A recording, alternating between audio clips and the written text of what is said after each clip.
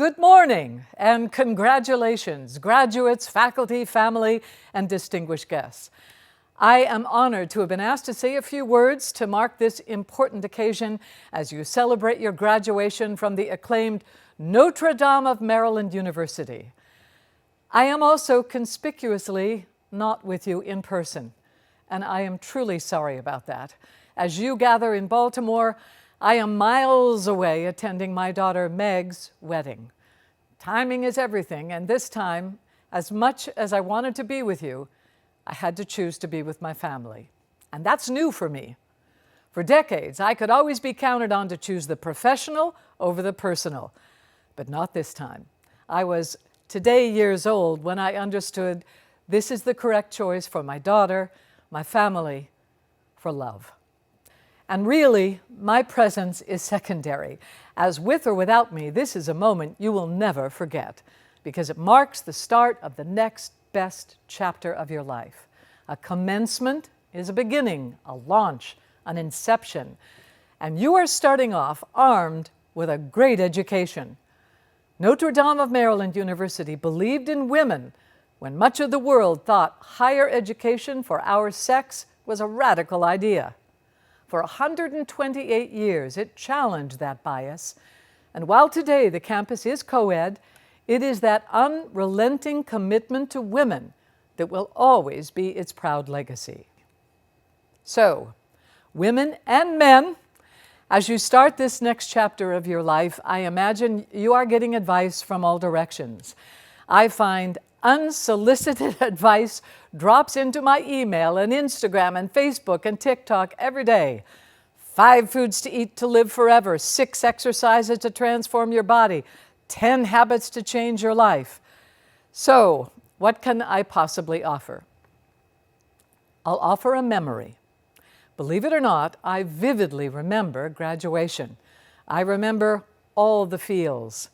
For 4 or more years, you work hard with one goal in mind: get here, get the degree. Well, you're about to hold it in your hand. So now what? I remember that now what had me dreading leaving the comfort of campus to walk into the abyss of what do I do now? Well, I had these suggestions. Be ready, be open, be determined. Because in my experience, there is no absolute right choice.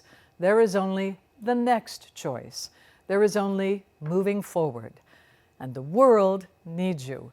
It needs you, educated, thinking, caring graduates. It has maybe never needed you more. Because to be honest, the world is a little worrisome right now. Now maybe you've got a job lined up. Terrific.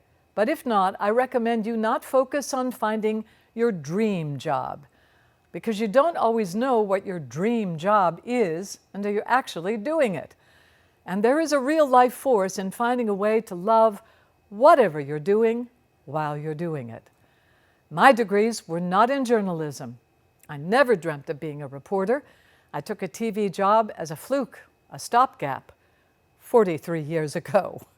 I am living proof you don't always know what you'll love doing until you're actually doing it. And don't define yourself entirely by what you do.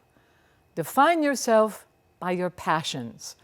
Art matters, books matter, science matters, thinking matters, maybe now more than ever. Identify what makes your heart sing and dig in.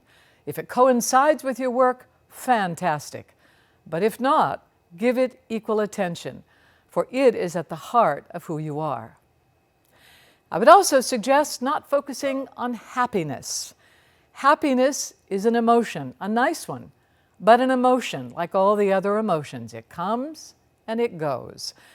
I believe rather than happiness, if life has a purpose, it's to learn. Learn as much as you can, about as much as you can, for as long as you can. Learn something new every day. Never stop learning. Be hard on your opinions and your beliefs. Don't hold them too firmly. Keep re-examining them. Identify your biases. They're there. Question everything. You've just spent at least 4 years expanding your minds. Well, keep them that way, open and elastic. These are crazy, polarizing times, and too many people are taking a position, digging in, and shutting off in the guise of opinion. And opinions are not facts, and the distinction is essential for critical thinking. Whatever profession you end up choosing over the years, you're going to work for a lot of people. You'll have many bosses. Some will be great, some will not. Some you will like, some you may find downright irritating in their perceived stupidity. And the same goes for coworkers. My bit of advice, and I learned it the hard way, remember, people like people who like them. Nobody likes a person, no matter how talented or skilled they may be, who looks down on them or judges them. If they think you like them, they will like having you around, and that leads to steady employment and promotion. And then give people a chance. Sometimes they'll surprise you. If they don't, never tell them, just fake it. Any good actor will tell you, fake something long enough, and you'll actually begin to believe it. A lot of people are going to believe in you, but some are not.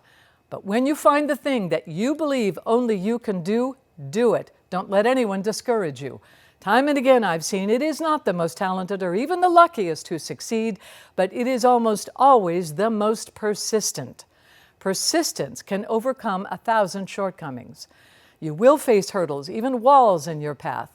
Think of them as opportunities to demonstrate how badly you want and how hard you're willing to work to get to the other side. When others would give up, you keep going. That is the ticket to success. Hang on to the friendships you have made during your time at Notre Dame. It gets harder to create those kinds of deep bonds later in life. I'm not exactly sure why. Maybe because we get so busy. But looking back, I believe you will find your collegiate friendships were some of your most impactful. I wish someone had told me this. I have lost touch with too many fine people. Be kind, empathetic, respect people who have less power than you, treat them with dignity. Be cheerful, try not to harbor fear. I do recognize it is a frightening, confusing, expensive, tumultuous world you are navigating through right now. But then, when I was at my graduation ceremony 5 decades ago, the country was also at war, the government was being exposed as corrupt, and the specter of nuclear annihilation felt very real. Yet, here I am. I survived, and the many years that have passed since I wore cap and gown have actually been rather wonderful. And that is my hope for you. Wonderment, excitement, exploration, adventure, and awe. We humans are here for a very short, finite amount of time. How you choose to spend those hours between the cradle and the grave are absolutely up to you. Despite economic differences in your situations, you all have tremendous freedom. Grow plants, write books, heal wounds, take care of children, dispense prescriptions, arrest bad guys, teach, build things, try on many metaphorical hats. And don't let anyone tell you one activity or profession is more valuable than another. You are all needed and you all matter. The only way you can fail, I believe, is to be bored. If you're bored, you're failing yourself and everyone who has worked so hard to inspire you. But boredom won't be a problem if you never stop appreciating the magnificence of this life that we, by some miraculous chance of fate, have been given.